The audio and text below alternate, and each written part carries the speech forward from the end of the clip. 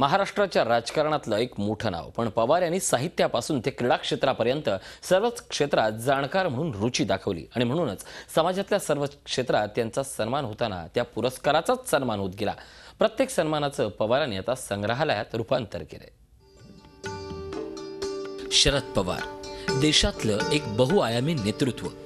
40 वर्षापासून अधिक काळ राजकारणात असलेल्या या मुरब्बी राजकारण्यानं एक अनोखा छंद जोपासलाय, तो म्हणजे त्यांना आतापर्यंत मिळालेल्या भेटवस्तू जपून ठेवण्याचा।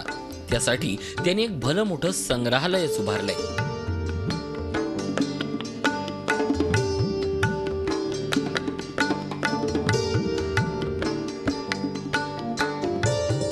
या संग्रहालयात अगदी पेनापासून ते विदेशातल्या आगळ्या वेगळ्या भेटवस्तूही पाहायला मिळतात। इतकंच काय तर पवारांचे दुर्मिळ फोटोही या संग्रहालयात पाहायला मिळतात। म्युझियममध्ये वस्तू पवार साहेबांना सगळ्या प्रेझेंट मिळालेल्या आहेत। दररोज 350 मुलं रोज बघायला येतात, गेस्ट